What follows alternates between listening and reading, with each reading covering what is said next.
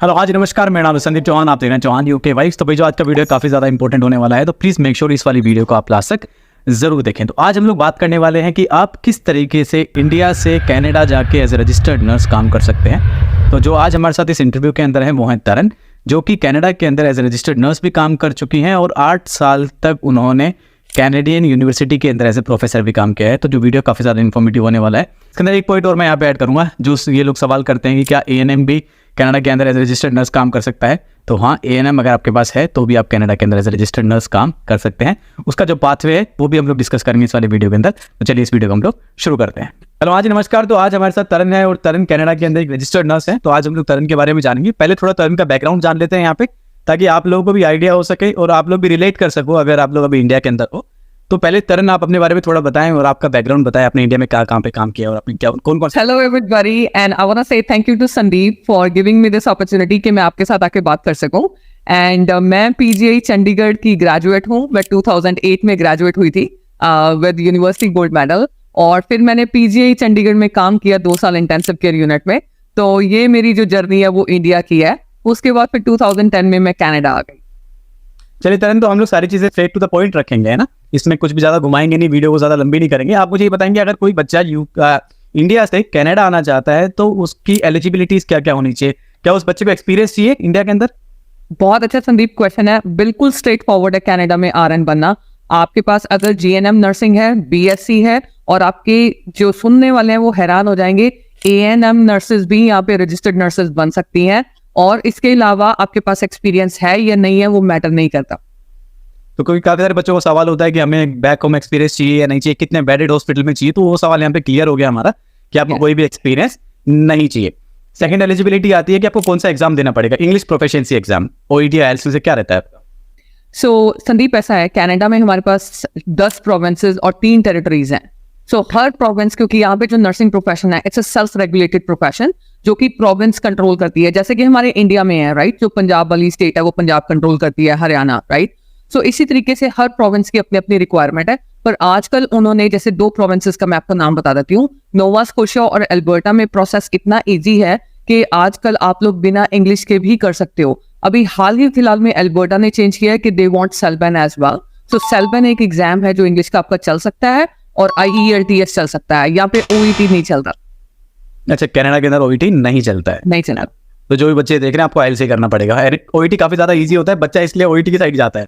I know, और उसका alternative option है सेल्बन। सो सेल्बन जो है वो बड़ा एक अच्छा एग्जाम है जो कि kind of like it's focused towards nursing.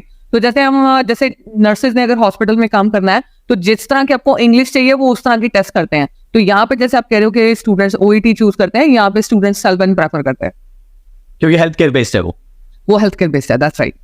अच्छा, चलिए मेरा नेक्स्ट सवाल ये है कि क्या फैसिलिटीज मिलती हैं अगर कोई बच्चा कनाडा आता है तो उसको क्या क्या फैसिलिटीज मिलती है गवर्नमेंट की तरफ से? सो मतलब जब आप जॉब की बात कर रहे हैं कि जब आप जॉब की बात कर, यस। सो जॉब यहाँ पे है ना, अगेन डिफरेंट तरह की हैं। कुछ तो होती हैं जैसे सरकारी नौकरी, राइट। मैं अपना एग्जांपल आपको देके बता सकती हूँ। मैंने जब भी किया, मैंने यहाँ पे गवर्नमेंट जॉब ही किया, राइट। सो गवर्नमेंट जॉब जैसे हमारा था कि मैंने सस्कैचुअन में, मैं हूँ प्रोविंस में, तो मैंने सस्कैचुअन हेल्थ अथॉरिटी के साथ जो है वो काम किया। तो उसमें ऑफकोर्स आपको फैसिलिटीज ये होती हैं कि ऑफकोर्स एक तो आपकी सैलरी जो है वो अच्छी है, right. So you are getting anywhere, जो मिनिमम स्टार्टिंग सैलरी है वो $40 तो आपके शुरू होता ही है as a registered nurse per hour, and it can go anywhere up to $50 in a normal setting. उसके बाद हमारे पास ओवर टाइम की फैसिलिटी होती है। यहाँ पे हर प्रोविंस में डिफरेंट है। सो सस्कैचुअन में मैं रहती हूँ तो वहां पे हमारे यहाँ पे ओवर टाइम डबल टाइम है, 2 टाइम्स। तो अगर मतलब मेरी रेगुलर सैलरी 50 है तो अगर मैं डबल ओवर टाइम पे काम करूंगी तो $100 पर आवर, राइट। तो इस तरह की फैसिलिटी है। प्लस उसके बाद आपको हेल्थ बेनिफिट्स बहुत सारे हैं, आपको हैं और आपके डिपेंडेंट्स को हैं। डिपेंडेंट का मतलब होता है आपका स्पाउस और आपके बच्चे। तो उनको जो सारे डेंटल बेनिफिट्स हो गया, हेल्थ बेनिफिट्स हो गया, मेडिकेशन के जो बेनिफिट्स हैं, लाइफ इंश्योरेंसेज हैं, तो वो सारा जो है वो पार्ट एंड पार्सल आपको पूरा एक पैकेज मिलता है। And apart from that, as I said, you enjoy other perks as well. के कुछ एक मैं बड़ी इंटरेस्टिंग चीज बताऊंगी। जैसे ओंटारियो में आप किसी अच्छे हॉस्पिटल में काम करते हैं, and I am giving this example because my students are doing it, right. So Sunnybrook hospital में आपको डिस्काउंट्स हैं। आपको जैसे मान लो किसी अम्यूजमेंट पार्क में जाना है, आप रजिस्टर्ड नर्स और 20% डिस्काउंट है। आपको एडिडास के जूते खरीदने हैं तो आपको 20% डिस्काउंट है, राइट। सो इस तरह से बहुत सारे पर्क्स हैं जो डिफरेंट हॉस्पिटल्स जो हैं या हेल्थ रीजन है वो ऑफर करते हैं। अच्छा, बहुत बढ़िया। सबसे मेन चीज जो आजकल चल रही है फिलहाल, और वही सवाल मेरा यहाँ पे होगा, हम लोग प्रोसेस के ऊपर बाद में जाएंगे, तो आप मुझे बताएंगे क्या गर्ल्स के लिए सेफ है कनाडा?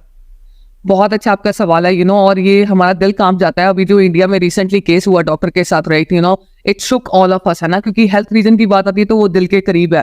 तो मैं आपको कह सकती हूँ, मैं इंडिया में भी रही हूँ और मैं कनाडा में भी रही हूँ, I feel super safe, right. So लड़कियों के लिए बिल्कुल एब्सोल्युटली सेफ है। मैंने नाइट शिफ्ट्स भी की हैं, मैं अपने स्टूडेंट्स को भी नाइट शिफ्ट में जैसे लेके जाती थी, तो I never had any issues by God's grace. और ये सवाल मैंने पूछा इसलिए भी है क्योंकि अगर मैं नर्सिंग की बात करूँ तो मैक्सिमम नर्सिस जो फीमेल्स हैं, है ना, अगर वो फीमेल्स वहाँ पे आती हैं तो ये सवाल काफी ज्यादा इंपॉर्टेंट भी है। चलिए, मेजॉरिटी इज सेफ, यस। अगर हम लोग प्रोसेस की बात करें तो एक छोटा सा मुझे बताएंगे आप, जीरो से लेके लास्ट तक क्या प्रोसेस रहता है? सो संदीप, बिल्कुल सिंपल, मैं आपको ब्रेक डाउन कर देती हूँ। नंबर 1 जो आपका स्टेप है, आपने रजिस्टर्ड नर्स बनना है, आपके पास एलिजिबिलिटी होनी चाहिए NCLEX RN का एग्जाम लिखने के लिए, राइट। तो उसके लिए हमारे पास डिफरेंट जो है वो पाथवेज अवेलेबल हैं। सिंपलेस्ट आज की डेट में है कि अगर स्टूडेंट नोवा स्कोशिया या अल्बर्टा को अपनी फाइल लगाता है तो उनको 2 से 3 महीने के बीच में एलिजिबिलिटी मिल जाती है NCLEX की। फिर आपने जो है अपना NCLEX का, या अगर आपने RPN यहाँ पे बनना है, यहाँ पे हमारे पास 2 तरह की नर्सेज हैं, राइट। RPN है which is registered practical nurse, फिर है रजिस्टर्ड नर्स। तो कई बार स्टूडेंट्स को NCLEX मुश्किल लगता है, तो वो स्टूडेंट्स जो है वो CPNRE और REXPN एग्जाम की भी एलिजिबिलिटी ले सकते हैं। तो वो एग्जाम अगर वो चैलेंज करेंगे तो वो RPN बनेंगे, प्रैक्टिकल नर्स, और अगर वो NCLEX लिख लेते हैं तो वो बनेंगे RN, राइट। सो आपको एलिजिबिलिटी लेनी है, आपको तैयारी करनी है, आपको अपना जो पेपर है वो पास करना है, and once you pass your exam, और फिर आपकी जो बाकी रिक्वायरमेंट्स है नर्सिंग रेगुलेटरी बॉडी के साथ, वो आपको कंप्लीट करनी है। सो जैसे मैं आपको एक एग्जांपल देती हूँ, क्योंकि हर प्रोविंस डिफरेंट है। तो मान लीजिए ऑन्टेरियो वाले हैं, वो आपको बोलेंगे कि ठीक है आपका एग्जाम हो गया, अब हमें एक जूरिस्प्रूडेंस एग्जाम करके दो। वो एक एग्जाम होता है, ओपन बुक एग्जाम है, जिसमें आपको जनरल क्वेश्चंस जो है वो पूछते हैं, लाइक केस सिनेरियोज। फिर वो आपको कहते हैं कि हमें पुलिस क्लियरेंस करके दो। फिर ऑन्टेरियो है जो आपका वर्क एक्सपीरियंस भी मांगता है, राइट। तो जैसे आपने मुझसे सवाल पूछा था कि तरन के वर्क एक्सपीरियंस चाहिए या नहीं चाहिए, जनरली बिना वर्क एक्सपीरियंस के भी चल जाता है, पर प्रोविंस टू प्रोविंस वेरी करता है। ऑन्टेरियो वाले कहते हैं कि हमें लास्ट 3 इयर्स में वर्क एक्सपीरियंस जो है वो चाहिए। तो इस तरह से प्रोविंस बेस्ड जो है वो आपकी एप्लीकेशन लगती है, और फिर जब आप सारी रिक्वायरमेंट्स मीट कर जाते हैं तो रेगुलेटरी बॉडी बोलेगी आपकी सारी कंडीशंस मेट हो गई, आप ये पैसे भर दीजिए and get your licence and you can start practising as registered nurse. तो ये पूरा प्रोसेस है यहाँ का? ये पूरा प्रोसेस है। अच्छा, तो ये जो आपने पूरा प्रोसेस बताया, उसमें टाइम कितना लगता है उसके अंदर? संदीप, आजकल तो बड़ा फास्ट हो गया है। अगर कोई चाहे स्टार्ट टू बिगिन, अगर वो साथ साथ तैयारी भी कर रहे हैं, तो आप with in 4 months you can become a registered nurse. अच्छा, और अभी फिलहाल अगर मैं बात करूँ ऑस्ट्रेलिया की, स्पेशली न्यूजीलैंड की, UK की, आयरलैंड की, तो वैकेंसीज की बहुत मारी है ना, महामारी चली एक तरीके से। तो आप मुझे बताएंगे कनाडा के अंदर क्या हाल है वैकेंसीज का? बिल्कुल, आप बिल्कुल सही कह रहे हो। थोड़ा सा हम लोग एक कहते हैं ना कि कई बार हर चीज में राइट, या तो एक बहुत बड़ा अभी बबल बना था, है ना, हाइप बनी थी कोविड के बाद, क्योंकि सारे हॉस्पिटल्स को था कि अगर कहीं कोविड दोबारा आ गया तो हम लोग क्या करेंगे, राइट। तो उन्होंने सारे पाथवे ओपन कर दिए, everything they made it easy. But now अब हम भी थोड़ा सा डिप डाउन देख रहे हैं प्रोविंस टू प्रोविंस। अब ऑन्टेरियो में जॉब्स हैं, पर एल्बर्टा जो है वो कनाडा में वो स्ट्रगल कर रहा है। वहां से स्टूडेंट्स की कंप्लेंट आ रही है कि हमें जॉब्स नहीं मिल रही, और जॉब्स खास करके उनको नहीं मिल रही क्योंकि they want to hire somebody who has Canadian experience, right. तो फ्रेशर्स के लिए थोड़ा सा है, बट ये प्रोविंस टू प्रोविंस है, नॉट ऑल ओवर कनाडा। तो एक सजेशन ये भी रहेगा कि अगर कोई बच्चा इंडिया से भी आ रहा है तो it's better to take at least 1 year of experience. Yes, you can say that, right. Yes, हाँ, चलिए, तो आपने जो पूरा प्रोसेस बताया उसका एक्सपेंस कितना होगा? संदीप, अगर हम बात करें तो एक्चुअली प्रोसेस भी बहुत तरह के हैं, राइट। सो ऑन्टेरियो में यूजुअली जो पहले एक प्रोसेस था वो मैं क्विकली बता देती हूँ, क्योंकि स्टूडेंट्स जब दूसरी वीडियोस देखते हैं तो कई बार कंफ्यूज हो जाते हैं। तो इनिशियली रेगुलेटरी बॉडीज में एक NNAS नाम की एजेंसी थी, जिसको हम कहते हैं national nursing assessment agency, right. तो वो एजेंसी जो थी वो आपके क्रेडेंशियल्स जो हैं वो चेक करते थे, आपके सारे डॉक्यूमेंटेशन चेक करते थे, फिर वो एक रिपोर्ट तैयार करते थे, फिर आपको वो रिपोर्ट जो थी वो नर्सिंग रेगुलेटरी बॉडी को जो है वो भेजनी होती थी। अब कई प्रोविंसेस ने उसको NNAS को बाईपास कर दिया, which is Nova Scotia and Alberta. तो वो कहते हैं कि हमें NNAS की जरूरत नहीं है। सो NNAS में 6 से 8 महीने का टाइम लगता था, पैसे भी लगभग आपके $1000 लग जाते थे, राइट।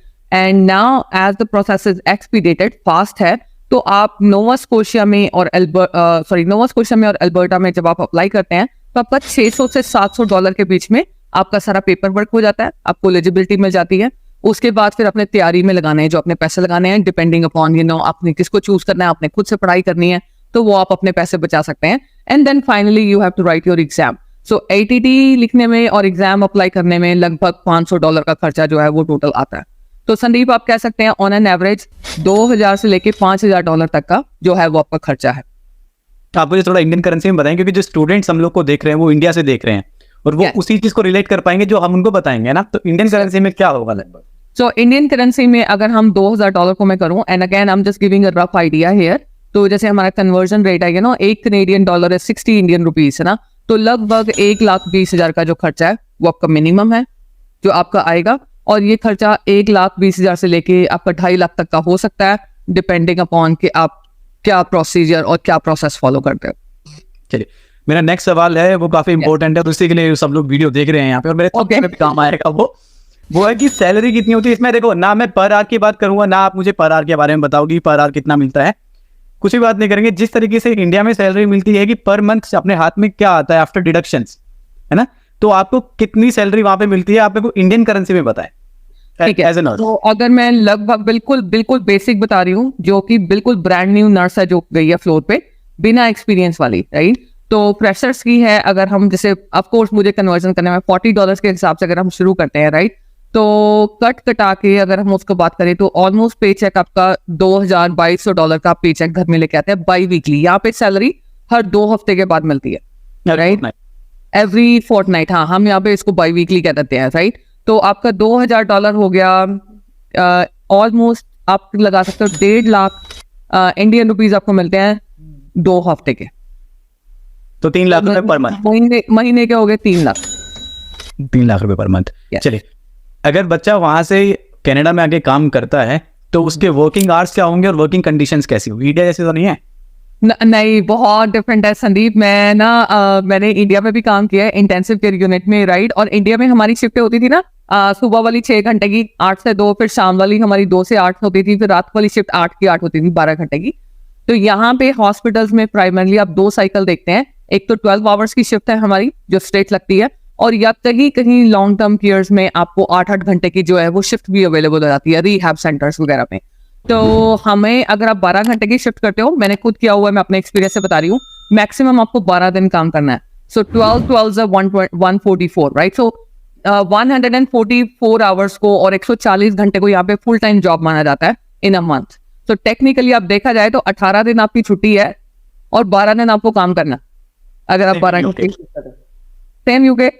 सेम यूके या तो सेम है। चलिए तरन, जितने सवाल मुझे यहाँ पे पूछने थे आपसे वो मैंने पूछ लिए हैं, बट एक सवाल मेरा यहाँ से निकल के आता है, वो स्टूडेंट्स के लिए भी इंपॉर्टेंट होगा। मुझे सबसे पहली बात तो ये है कि कनाडा एक इंडिया ही है, एक तरीके से इतने सारे इंडियंस है कनाडा के अंदर, बट स्टिल कहीं ना कहीं कुछ रेसिज्म जैसा फील होता है। संदीप, बहुत अच्छा आपका सवाल है। मैंने थोड़ा सा मैं यहाँ पे ऐड करूंगी कि मैंने अकेला एज अ रजिस्टर्ड नर्स नहीं यहाँ पे काम किया, क्योंकि मैं 2010 में आई हूँ, 2012 में मैं यहाँ पे RN बन गई थी। तो RN बनने के बाद मैंने 3-4 साल बेड साइड नर्सिंग किया हॉस्पिटल में, और उसके बाद फिर मैं बनी कैनेडियन नर्सिंग प्रोफेसर। सो मैंने यूनिवर्सिटी में पढ़ाया 8 साल। तो अगर आप इन 8 और 4 12 सालों में मुझसे आपसे पूछिए तो मैंने करीबन ज्यादा से ज्यादा 2 बार रेसिज्म फेस किया हो, राइट। तो लोग ये हाँ बताएं। या सो इट्स नथिंग, राइट। इतना तो टू बी ऑनेस्ट, जो मुझे सुन रहे हैं, ये मैं बिल्कुल ऑनेस्ट दिल की बात से बता रही हूँ, इतना तो हम लोग इंडिया में कर लेते हैं एक दूसरे के साथ। सही बात है। देखो, मेरे से जब भी कोई ये सवाल करता है तो मेरा एक ही यहाँ पे जवाब होता है उन बच्चों को कि अगर आप रेसिज्म की बात करते हो, यहाँ पे तो खाली रेसिज्म है, इंडिया के अंदर कास्टिज्म भी है। बिल्कुल सही कह रहे हो। इंडिया के अंदर बॉडी शेमिंग भी है, रिलीजन बेस्ड भी है, रिलीजन बेस्ड भी है। दूसरा फिर रीजन बेस्ड भी है। साउथ वाला अगर दिल्ली में आके काम कर रहा है तो उसको सहना पड़ेगा, दिल्ली वाला साउथ में जाके काम कर रहा है तो उसको भी सहना पड़ेगा वहाँ। बिल्कुल सहना पड़ेगा। वहाँ पे डेली टॉर्चर हमें सहना पड़ रहा है, पर एटलीस्ट इन कंट्रीज के अंदर, स्पेशली यूके हो गया या फिर जितने भी इंग्लिश स्पीकिंग कंट्रीज हैं, वहाँ पे हमारे डिपार्टमेंट के अंदर या फिर हमारे हॉस्पिटल के अंदर कुछ ऐसे लोग तो हैं जिनको जाके हम लोग रिपोर्ट कर सकते हैं उन चीजों को। अगर मेरे साथ, मैं यहाँ पे हूँ और कोई ब्रिटिश वाला बंदा है, ब्रिटिशर मेरे साथ कुछ करता है, तो at least I can report those things, right. 100% आपकी फुल वॉइस है, आपको मतलब पूरे ऐसा नहीं है, आपको you get the same rights as a Canadian person, जैसे आपको यूके में राइट्स मिलते हैं, right. So this is what I want to say कि मुझे तो हर इंसान का अपना पर्सपेक्टिव होता है, पर मेरे पर्सपेक्टिव से I would just say it's one of the best ones, right. और जब मैं यहाँ पे आई हूँ, मैंने नर्सिंग के प्रति इतनी रिस्पेक्ट देखी लोगों में, तो मतलब मेरा तो पूरा नजरिया ही चेंज हो गया। अब इंडिया में हम लोग देखते हैं जितना मर्जी आप लोग काम कर लीजिए, जितना मर्जी हम लोग हार्ड वर्क करते थे, मैं अपनी बात बता रही हूँ आपको, आईसीयू में पता भी था मुझे, मैं अपना एक एक्सपीरियंस शेयर करना चाहती हूँ कि आपका पेशेंट जो है वो मैंने डॉक्टर को कहा कि मुझे नहीं लगता कि ये एक्सट्यूबेशन के लिए रेडी है, तो मत करो। तो वो डॉक्टर मुझे कहता है कि आपको क्या पता, आप तो नर्स हो, आप चुप करो, राइट। तो इस तरह की चीजें यहाँ पे नहीं है। अगर आप पेशेंट डॉक्टर को कहते हो कि नहीं मुझे नहीं लगता कि ये पेशेंट अभी इस तरह से होने वाला है, you have a full voice, वो आपको सुनते हैं, आपको रिस्पेक्ट करते हैं और आपकी हर बात की जो है वो यहाँ पे वैल्यू है। सो ये मुझे बात बहुत अच्छी लगी। And the way people treat you, the society, it's amazing, very very respectful, specially after Covid. After yes 100%। नहीं, कोविड से पहले भी अच्छा था। जब मैं यहाँ पे आई हूँ एज अ स्टूडेंट तो मुझे बड़ा अच्छा लगा।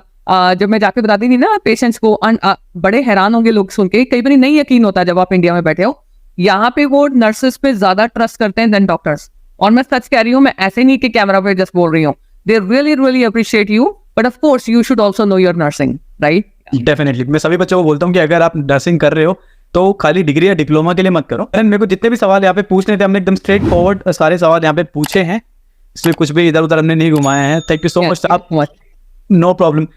अगर फिर भी लोगों के कुछ कमेंट्स आते हैं तो I definitely call you back for an interview. हम लोग दोबारा एक 100%। इंटरव्यू एक रिकॉर्ड और मैं तो तुमको रिक्वेस्ट करूंगी कि प्लीज संदीप से क्वेश्चन पूछें, एंड देन अगर आपको अच्छा लगा, हम आपके सामने ओरिजिनल और सच्ची बातें लेके आना चाहते हैं इस चैनल के जरिए। And Sandeep is doing such an amazing job, और हमें बहुत अच्छा लग रहा है कि हम संदीप के साथ कनेक्ट कर पाए, है ना। तो हम लोग एक दूसरा इंटरव्यू रिकॉर्ड करेंगे, उनके लिए मैं क्वेश्चंस प्रिपेयर करूंगा। और जो भी लोग इस वीडियो को देख रहे हैं, प्लीज मेक श्योर कि आप लोग कमेंट करें और मुझे क्वेश्चंस बताएं जो मुझे तरन से दोबारा पूछने होंगे, जो हम लोग नेक्स्ट इंटरव्यू करेंगे।